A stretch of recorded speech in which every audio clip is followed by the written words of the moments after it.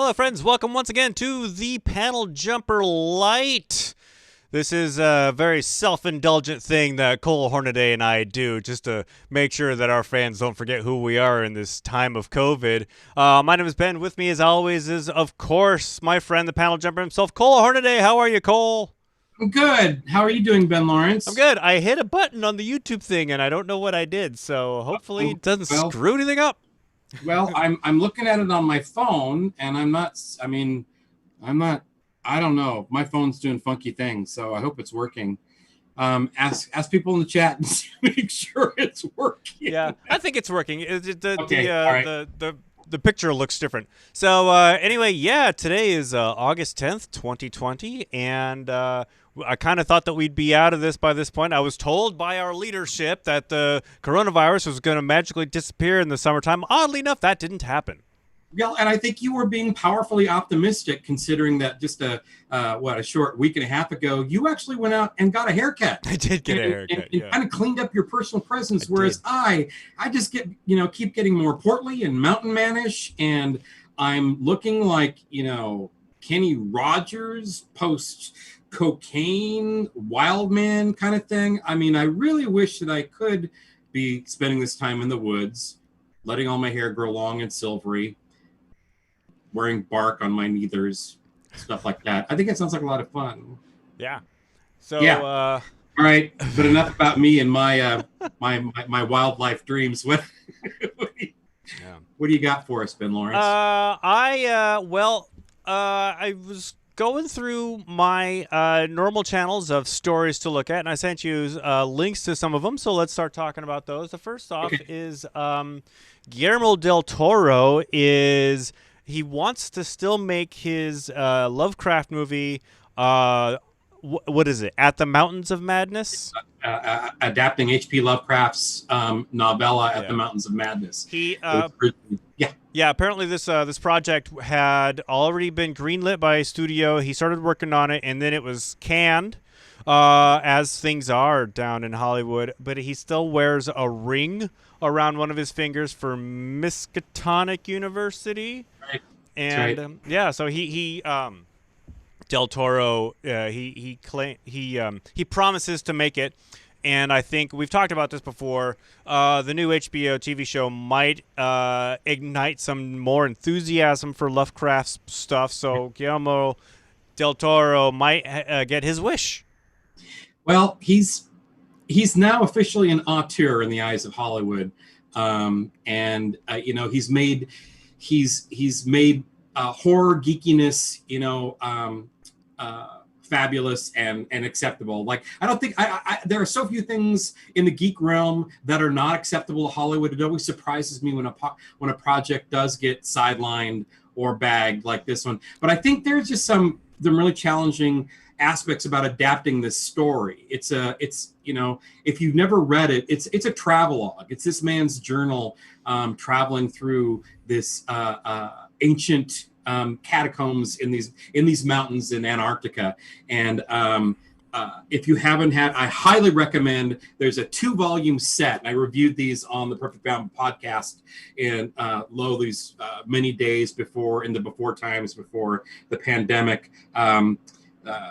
Gu Tanabe's adaptation is a beautifully illustrated 2 volumes, super dense, and it is a travelogue. It's this man's horrific journey deeper into this prehistoric subterranean catacombs of these creatures that used to run the world before Homo sapiens ever existed, and one of the things that people frequently make fun of this story about is the giant penguins that this guy encounters. And I had to point out on a discussion on Facebook about a year ago. It's like, well, the giant penguins aren't funny. They're actually like this really toxic byproduct of the ancient creatures that have been living in these mountains. They're all long gone now, mind you. They're all, or so we're led to believe.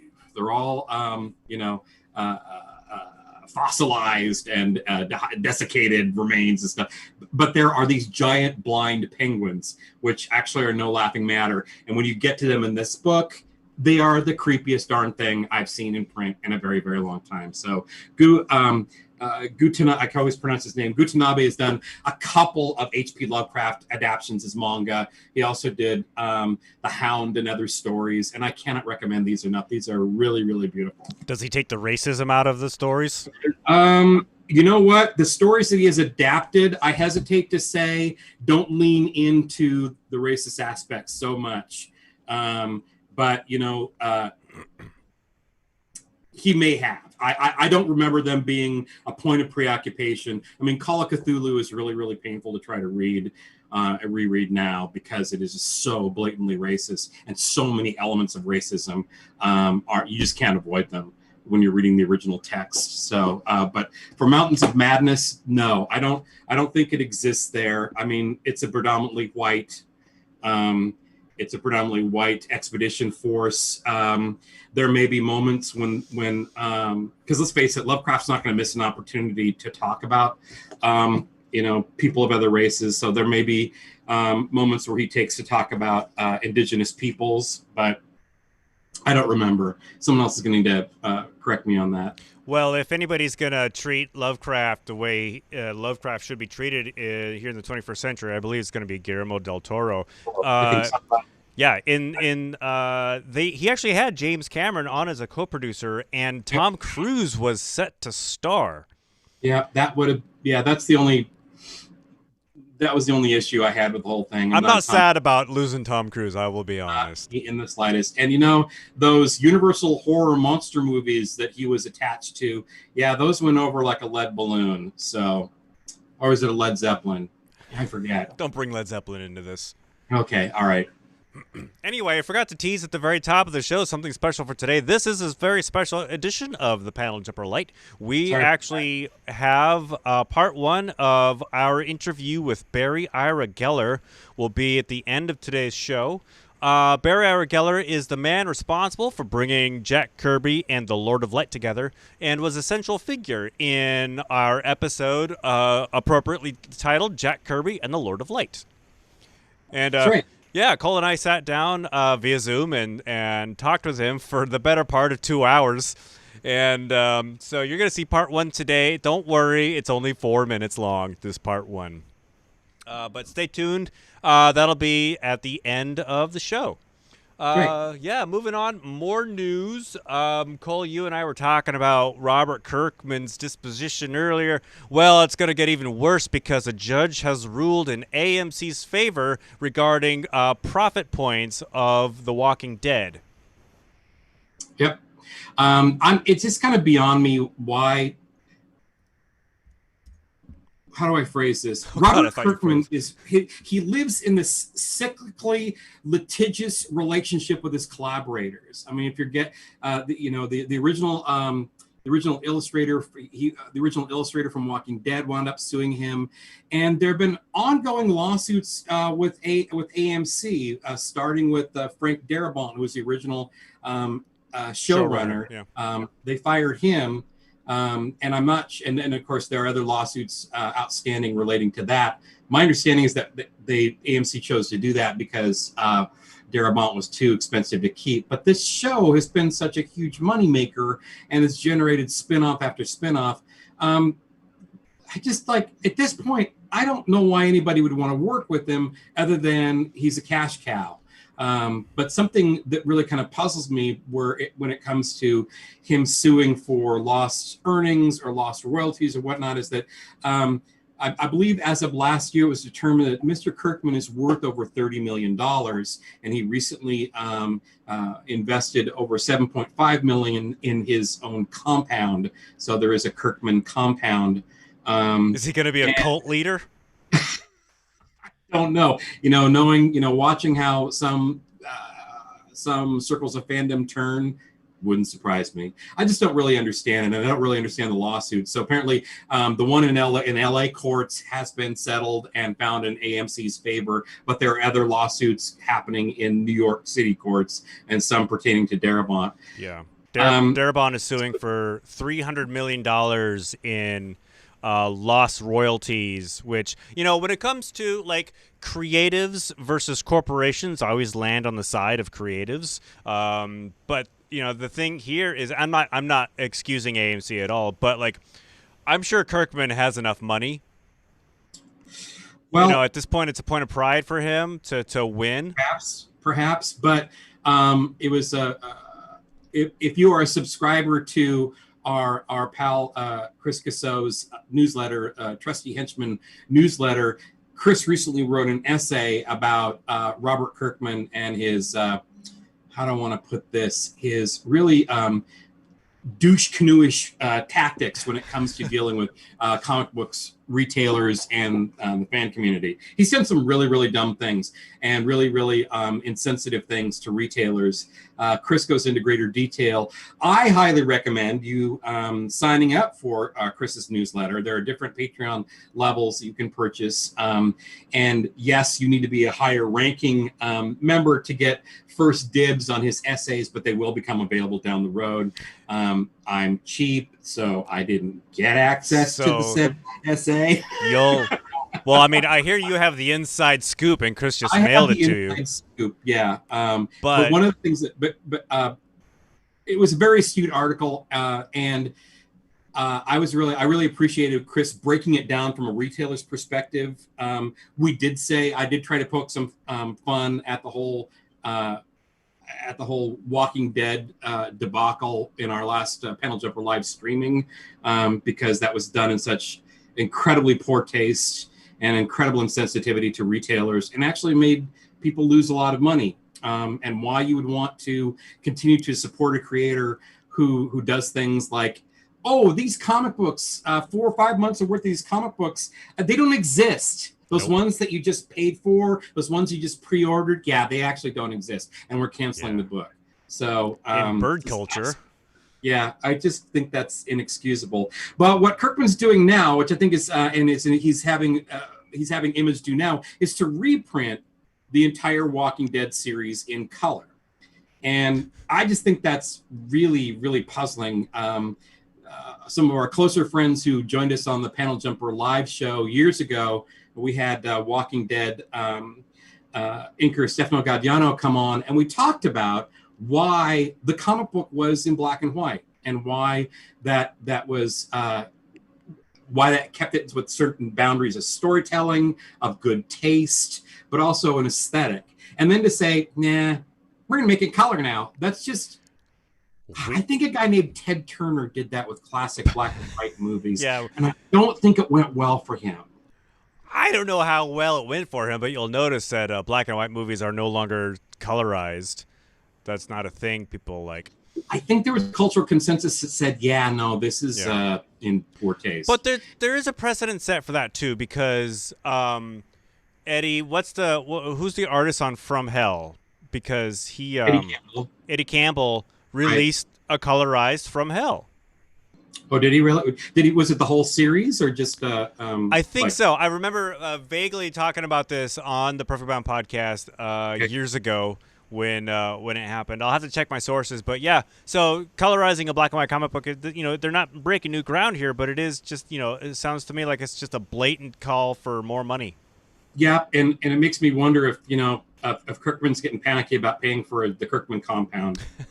Yeah, well, he lost that lawsuit, so he's hurting for money. Well, and the other truth of the matter is that all of the original Walking Dead stories are available in trade paperback, and a lot of those are sitting and collecting dust, according to some of our friends in retail. It's like they're not big sellers anymore, and the glimmer may be going away. The glamour may be going away for the Walking Dead TV series. I quit watching it a long time ago, but I kept with the comic book.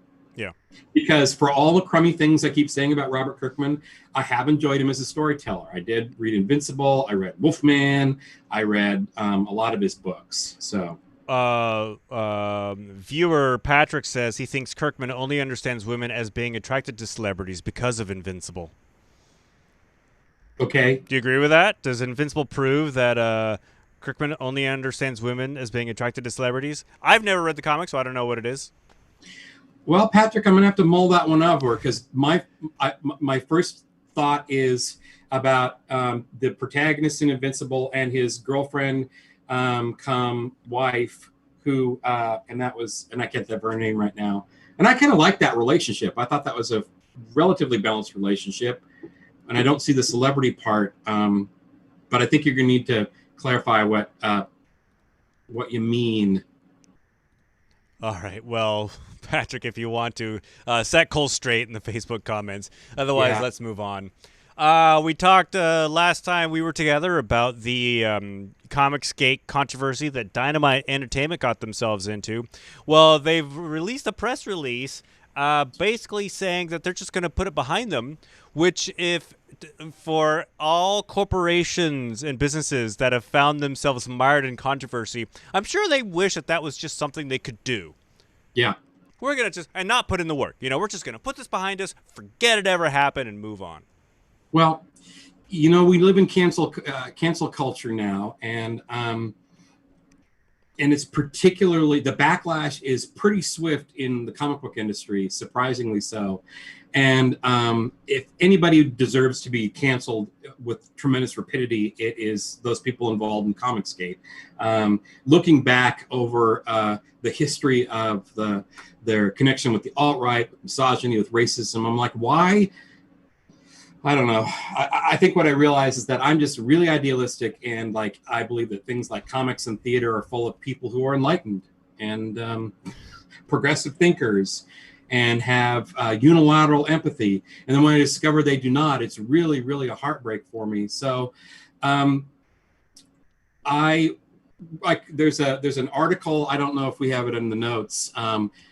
It's linked off the article that you sent me that basically collects all of the main writers and artists who were connected with Dynamite who said no more. ScreenRant.com did that. Yeah. Mark Russell, Christian Ward, Gail Simone, Doc Shaner. But then also retailers said, we're not going to be stocking your books. That's it. And that's a little bit different because remember, that means those folks have to order all those books in advance. And if they made that decision like last month or this month to not order any Dynamite books, that means, we're talking a couple of months where there are not going to be any Dynamite books on the stands, even though Dynamite recanted, or at least said, this is all behind us. So my concern, it looks like the crux of the matter is that there were people who worked at Dynamite who knew one person and didn't really consider that artist's association with Comicsgate and wanted to actually be supportive and give that person work. And someone else helped me out here, but I think it was just a cover. It wasn't even, it wasn't like the whole freaking Cyber Frog comic or something atrocious like that. And that's really all it was. But that was enough to set the wildfire going, and that was enough to set people to draw people's concern. And if that's all it takes, I don't blame them. Yeah, I don't blame them. Good for them. All right. We don't need it. Nobody needs it. Nobody needs that type of toxicity. So there's a book coming out from Marco Finnegan that looks interesting to me. It's basically historical fiction. It's called Lizard in a Zoot Suit, and it takes place during the 1943 Zoot Suit riots in Los Angeles. You know how Watchmen taught people about the race riots in Tulsa in 1921? I had no idea. Peeking here, I had no idea the Zoot Suit riots was actually a thing. I've known about the Cherry Pop and Daddy song for the last 20, 30 years, but I'd never looked into it. Did you think that the song was just a metaphor? I thought it was just a flight of fancy. It's a song. You don't imagine every single song you hear to be based in reality. Good Lord. There is a great musical from 1981 called Zoot Suit, and it features Edward James Olmos, of course, our Commander Adama from Battlestar Galactica, and it's this exquisite, little-known independent musical about the Zoot Suit riots. and it's I'm looking at the cast here. Not people that I know off the top of my head, aside from almost James Valdez, Rose Portillo, Charles Aidman, Mike Gomez, probably all faces I would know, recognize but not know them by name. I highly recommend it, and I think it's still available on DVD. But I saw that when, let's see, 1981, so I was a preteen. So that's how I learned about the Zoot Suit Riots. That was actually on like Showtime. And I love theater and I love musicals, so I paid close attention to that. And I think it also fulfilled my desire to support underdog kind of stories, because this was an independent film that no one had ever heard of, at least not where I grew up. So yeah, Zoot Suit. Anyway, but this graphic novel, it's also want to point out that it's a young adult story as well. It's geared at young adults. The author writer is Latinx. Excellent, and it looks marvelous. It looks really fun. So yeah, I'll be checking that out. Lizard in a Zoot Suit. If you're just joining us again, we teased that we're going to be showing an interview with Barry Ira Geller at the end of the show. So stay tuned to that if you've just joined us. Finally, this is going to make a lot of people happy. Christopher Eccleston, who played the Ninth Doctor, the first in the reboot in the Russell T Davies era, famously never returns to Doctor Who. Well, that is changing. He's going to play the Ninth Doctor in a 12 full cast audio adventure from Big Finish and the BBC, to be released in 2021. I think it's kind of awesome. Actually, if you were going to ask me who's your favorite Doctor, for me it was Eccleston, because we were experiencing a lot of pop culture comebacks at that time. We had a new James Bond, we had a couple other things happening, and they weren't necessarily grim and gritty reboots, but they were definitely more along the lines of a contemporary perspective or contemporary wisdom. And I loved Eccleston because he was so damn salty. Yeah. He embodied this several 1,000-year-old entity in the body of this 50-plus-year-old guy, and he had no patience for anybody. And he wasn't this grandfatherly chummy guy. He was a jerk, and I really liked that.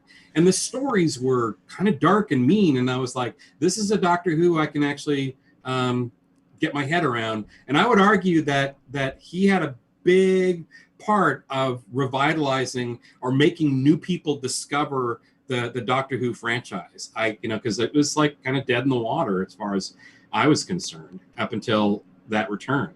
Yeah. So yeah, I'm really looking forward to these. I will probably get them. By the by, listening to the BBC audio version of Neil Gaiman's Sandman right now, which is marvelous. And if the Sandman adaptation that they're doing, it's on Audible through Amazon. If this is any indication of what these production companies are going to do going forward, the Doctor Who one, it's going to be absolutely marvelous. Yeah, I'm looking forward to it. It's going to be released in 3 different formats: a collector's edition CD, digital download, or a limited edition gatefold triple vinyl LP, which is going to be limited to 1,000 and will set you back about 35 pounds each, or 132 pounds for the full volume for all 4 of them. You won't get any of the behind the scenes or special features with vinyl, but for all you vinyl collectors out there, you can buy that. I also learned something new reading this article too. I had always thought that Christopher Eccleston was only going to do 1 season. I thought that was always in the cards. He was not interested in doing multiple. I heard a rumor that Russell T Davies had cast David Tennant even before production started with Christopher Eccleston. It was always going to be that way. And that Eccleston was just like, I'm here to do a job, and then when I'm done, I'm done. That's not actually the case. He famously, I guess, I didn't know this, but it's been well documented, did not get along with Russell T Davies or any of the other producers. And like I always thought that he could give or take Doctor Who. but he adores the franchise, and he's actually looking forward to coming back, and that makes me feel bad about listening to it because I know that he's going to be enjoying himself. So All that's the what more I've reason to learned. support it. Indeed. Yeah, that sounds great. Alrighty. Well, Did we Cole, do get you through have all our points? what's that? Did we get through all our talking We points? did get through all of our talking points in All a right. brisk 25 minutes. Do you have anything else you want to say before we go to the interview? I do not. I think that I think you left my original introduction into the interview with Barry, so I don't think it requires much more of a preamble than you gave us earlier, right? Yeah. All I was going to say was, yeah, we spoke with Barry for quite some time, had a pretty engaging conversation.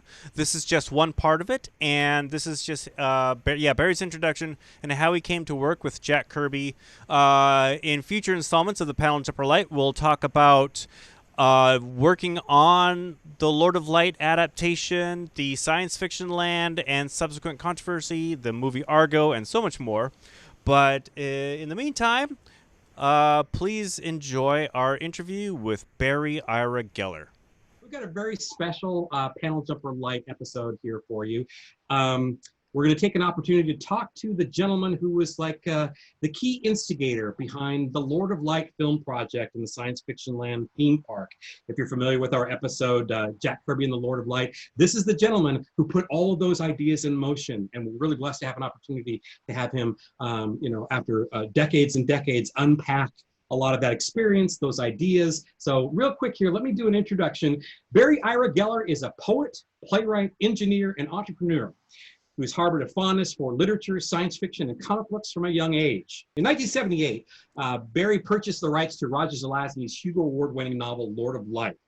Upon adapting the novel into a screenplay, Barry set to work developing Science Fiction Land, a theme park designed to help finance his dreams of adapting the epic novel to film. Barry enrolled several creative luminaries of the day to take part in the project, like John Chambers, Buckminster Fuller, Ray Bradbury, Paolo Solari, and of course, Jack Kirby. Barry's vision of Science Fiction Land featured rides utilizing cutting-edge technologies like maglev, or magnetic levitation, and holography, all situated beneath a 3/4 mile wide Buckminster Fuller geodesic dome. Barry's goal for Science Fiction Land was not only to use the park's architectural structure as a part of its film sets, but establish a theme park space devoted to expanding the imaginations of children and establish a sanctuary where great scientists of the world could come together and do pure research while bringing the future into the present. And Barry, thank you for joining us. Sounds good. Barry.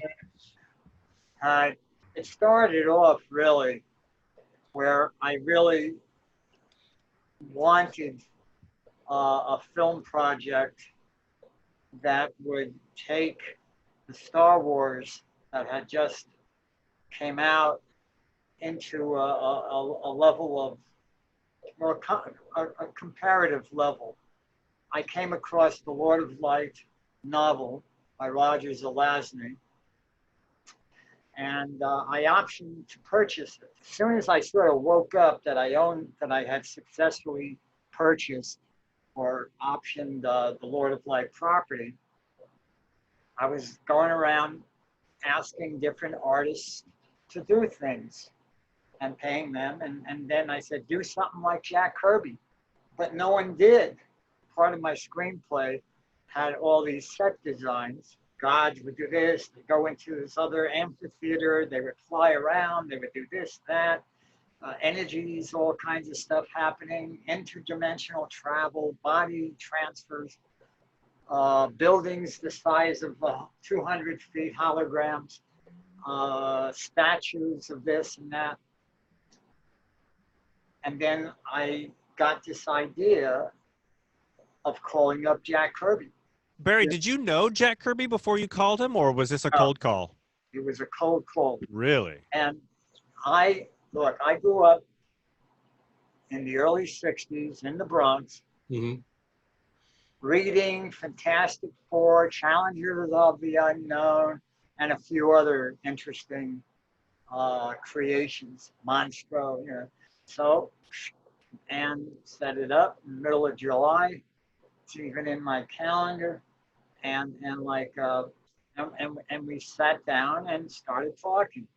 And I handed him the set designs, and then Jack and I would just say, well, how to do it.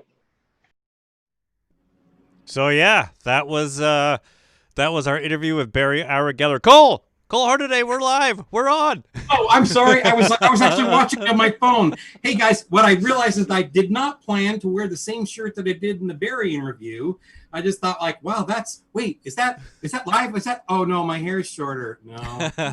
So, it was quite a while ago when we I'm recorded looking that. forward to sharing more of our interviews with Barry because one of the things I love about living in a realm of creative possibility is thinking about things that could have been, should have been, or may very well be again. And I thought a lot about this when I was researching the panel jumper episode, Jack Kirby and the Lord of Light. Like, what would the world look like if Barry had had the opportunity to realize all these ideas? And I love going there in my imagination and learning more and more about his process because, you know, he let this go for decades, and we'll learn more about that as when we get to share more interviews with him. And he's been sharing a lot of documentation with me of that early process, and it's just kind of mind-blowing because he was so fearless about how he was approaching all of this. And I would be shaking in my boots to be interacting with some of these people. You know, I would be terrified. I would be suffering such incredible imposter syndrome. And this man, he just put the pedal to the metal and invited all these people in, and they said yes. And they said yes a lot. And that's something that I think is really exciting and we'll learn more about down the road. So thanks, Ben, for doing such a great job and editing all of this together. And yeah, well, I appreciate it. Yeah, so we have another Panel Jumper LITE scheduled for next Monday at 7 p.m. at the same websites that you've grown to love, Facebook and YouTube. We'll be sure to promote that. But yeah, Barry was a kick, and we have so much content. Maybe one of these days we'll put the whole thing out. But I don't know if Barry actually wants me to. Barry's watching. Thanks, Barry. He says, "Great going, guys." So Barry, let me know if you want me to release the full unedited version. But I guess that's a big no. But we will show you next next week. We'll show you another edition of it. So by the by, you know, San Diego Comic-Con got canceled this year due to the pandemic, obviously. But Barry and hundreds of other artists actually did do a live streaming panel. And he's been I think this is Barry, correct me if I'm wrong, but I think this is the first time he's had an opportunity to do something like this at San Diego. He's done other panels in the past, but I did post the recording of his San Diego Con panel talking about the dreams and architectural work of Jack Kirby and his collaboration process. And I think Mike Royer is on the panel with him as well. But it will be on the Facebook page, the Panel Jumper Facebook page tomorrow. So keep your eye open for that. I think, Ben, we can also put it in the notes. So yeah. Absolutely. And to do that, send me what you just said so I don't have to try to transcribe it. But what did I say? Oh gosh, you'll have to go back and watch the video. It's a good thing these things are saved for eternity. You know, my short-term memory is really bad now. So what were we talking about? Anyway, that's our show. Cole Hornaday, of course, it's always great to speak with you every week, and so thank you. And to everybody watching, thank you for tuning in, and we will see you next week.